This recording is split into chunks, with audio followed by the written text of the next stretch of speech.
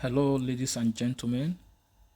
Good morning, good afternoon, good evening, and also good night, depending on your time location. And as at the time you will also be watching this very video. It's a short lesson on smart contract, and this lecture is coming to us this hour, courtesy of Mr. James and Michael, our boss.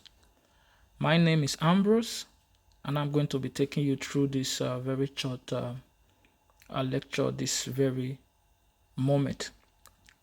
We're going to be looking into what smart contract is, use cases, benefit, which also means the advantages, how to identify the smart contract wallet, and other things that may come up in the course of this short study.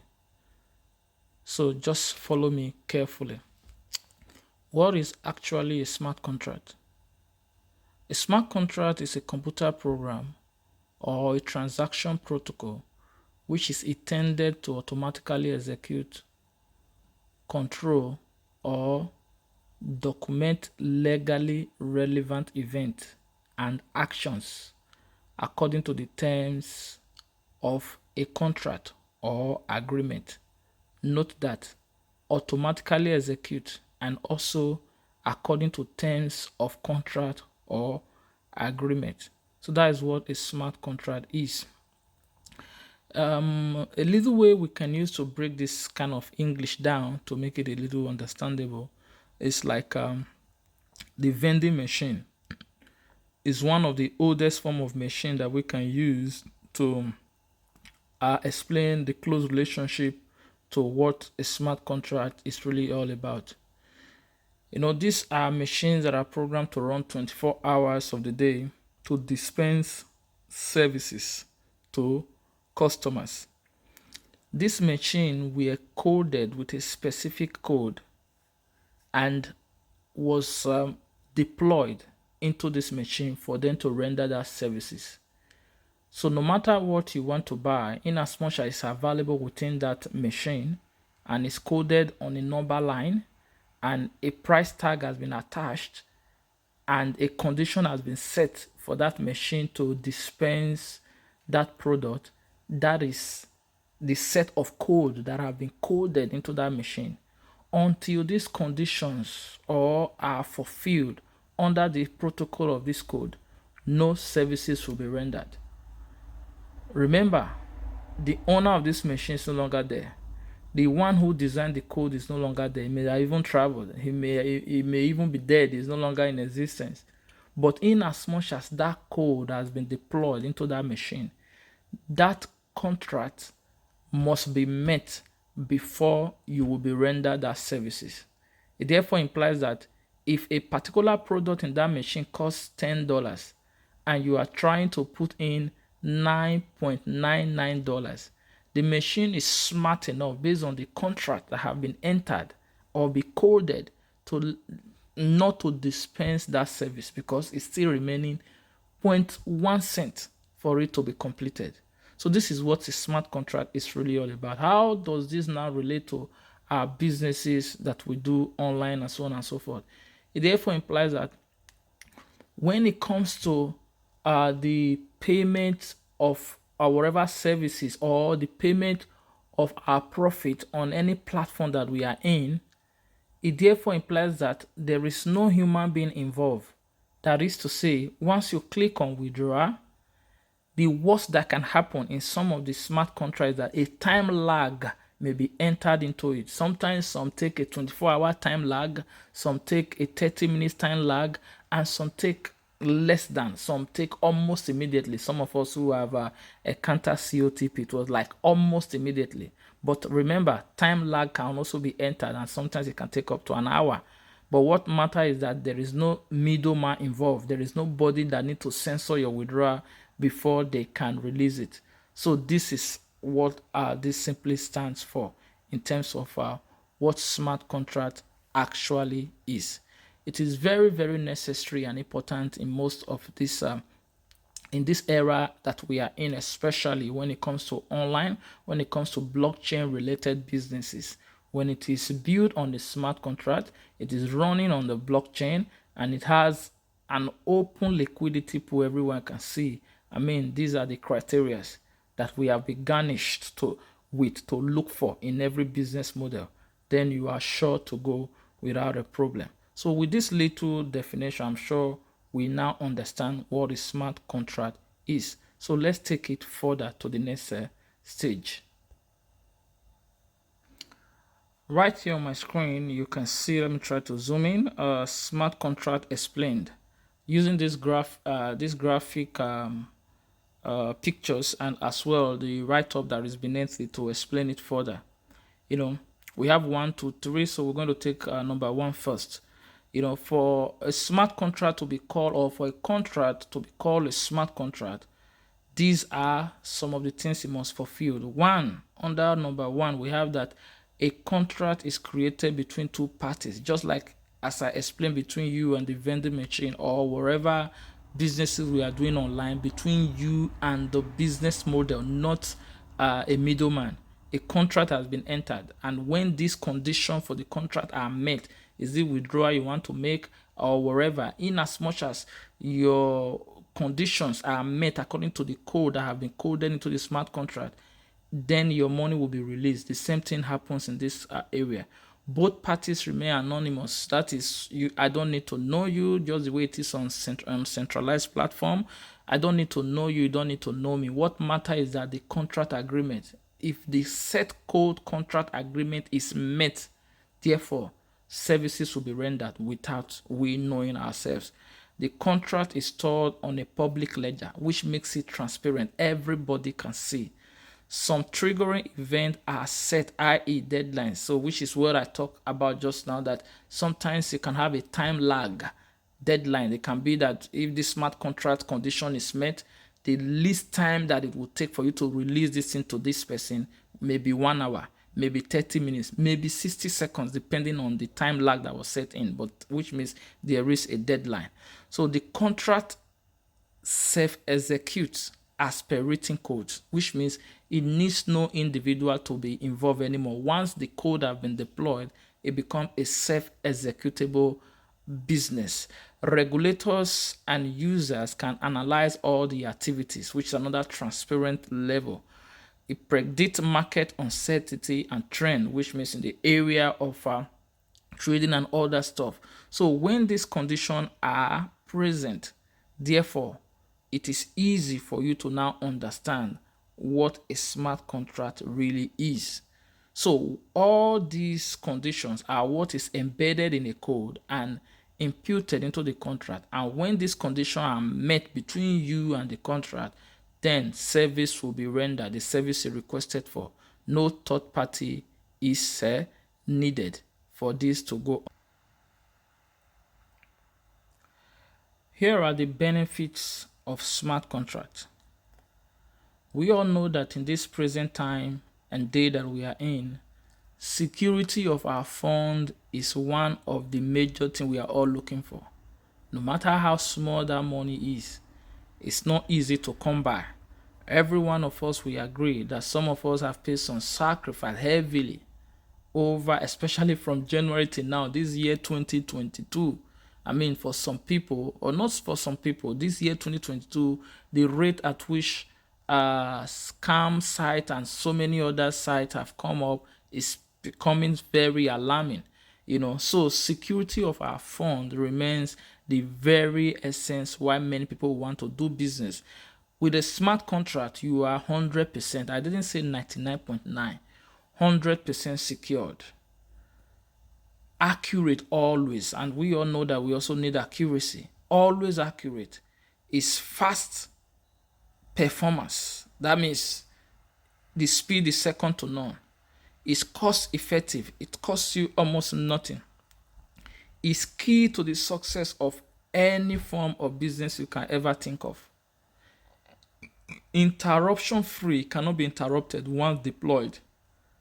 Autonomous, which means it needs no middleman. It's self-executable.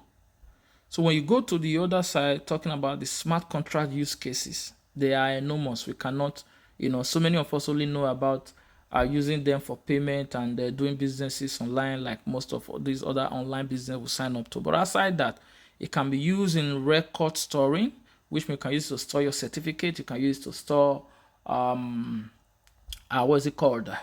Land properties, so on and so forth. Trading activities, supply chains, mortgage, real estate market, employment arrangement, copyright protection, health service, so many others, government, what's it called? Government voting, insurance claim, Internet of Things, which is the IoT. So these are different areas and many more that smart contracts can be deployed apart from the one we know doing businesses online.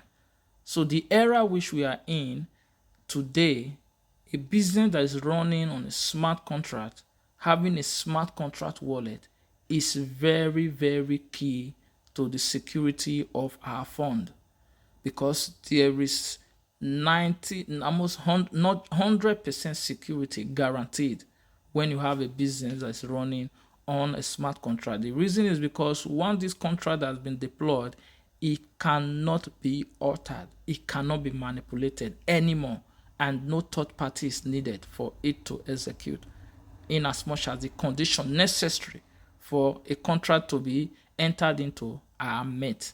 So this is why smart contract remains the order of the day. So how do we identify a smart contract addresses? As you can see right here on the screen, this is an address, and at the left hand side of this address you have a symbol that is written X and C. That X and C simply stand for smart contract. So this is one of the way you can know what a smart contract actually is.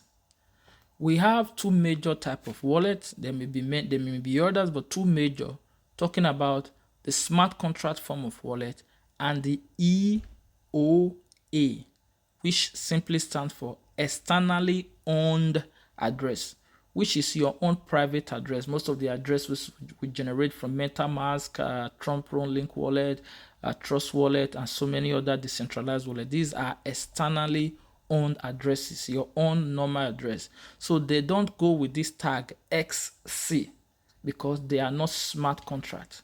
Okay, so this is one of the ways. So when somebody tells you that his business is running on a smart contract address, just tell the person to send you the address. When the person sends you the address, run the address through the Tron scan chain, or through the any other chain, Theta chain, and so on and so forth, and see if this will be attached to it. If this symbol will be attached to it. If you can see this symbol attached to it, then know fully well that that is a smart contract address. Secondly, another way you can identify a smart contract address is from that very page that we just left. Once you scroll down below a little, you're going to come to this stage, to this area where you have the token balance, the transactions, the transfer, the internal TSNX, and the contract. So under the contract, which is where we are present right now, under the contract of that very address, you will see that we have the code at the left hand side, a little bit up. We have the code, we have the read contract, we have the write contract. So these contract address are the only address that carry these tabs, these criteria. And if you look a little bit below, you will see the contract codes written below there with green and with blue. So these are the code that have been entered, which is transparent for all to see. This code cannot be altered, it cannot be manipulated anymore because it has been deployed, but you are just seeing it because it's part of the characteristics of what a smart contract. So if you can see this concerning any given address, then automatically you know that this is a smart contract. This is the second way to know a smart contract, okay? If you put your EOA address, which is your externally owned address, into the Tron scan and run it, under this contract, when you come here, you will see nothing because it is not a smart contract address. So, thirdly, which I may not also be able to display, is that smart contract address don't have private keys, but our EOA addresses, externally owned addresses, have private keys. Smart contracts addresses, they don't come with private keys. So I'm sure with this theory, there may be many more, but with these three examples that I've just given on how you can identify a smart contract address, you will no longer be deceived by anybody. With this, you'll be able to know which is a smart contract address and which is not. So I am sure with this little information that we've been able to extract from this little topic this evening, we have now come to understand what smart contracts are, the features of smart contracts, how they function, and how to identify a smart contract address. So if these have really sink in, automatically you will no longer be deceived by anyone because you can easily identify a smart contract address when you see one. So in summary, we must all put hands together to make sure that we do all we can to really put Ponzi men and women to their place, to starve them, to make them go hungry. With this knowledge that we are getting from this platform, it's enough for us to put them out of business. The days are no longer tenable where we need to look for a business with a specific office location, a specific physical building, with specific set of human beings that we can see their faces to guarantee that that business is real. In time, the time and era in which we are in today, you no longer need that because a lot of businesses that have physical offices, that have a particular location, that have an address, they have disappeared also with people's money. You just go there today, the next day you come back, there are no more. I'm sure many of us can give example of so many. As big as Binance, I don't think Binance have any physical office in anywhere. As big as Uber, I don't think Uber has a physical office anywhere. Uber, the owner of Uber doesn't even own a taxi of his own. As big as Airbnb, I don't think there's a physical office anywhere. So the time and era we are in is the time and era where we stay put in a business that is designed to run on a smart contract, that is deployed on the blockchain, and that has a transparent liquidity pool, just as we have been told regularly from our boss, James and Michael. So, by the special grace of God, the next topic we'll be looking at will be decentralized and centralized platform, how to also identify them, what they are, what their advantages and disadvantages, and after then we also talk about liquidity pool, how to see or how to know the liquidity pool of a given project. So I'm sure this little topic may have enhanced somebody's knowledge, may have added to what you know before. Remember, knowledge is transient. Knowledge is not, no one has a monopoly of knowledge. I may not have said it all, and there is no way I can say everything in this video, but just giving you the tips and highlight that you need to know to be able to survive in these murky waters called the crypto environment, the blockchain in general. So you are free to ask questions. You are free to add information that you feel is necessary, and you are free to criticize it as well. And we look forward to seeing your questions, your critiques, and your contribution to this video as it will be posted soonest after being examined by the admin on the general platform. Thank you very much. Have a lovely, lovely day. Have a lovely night. Have a lovely morning from wherever you are. Thank you, and God bless you. Bye-bye.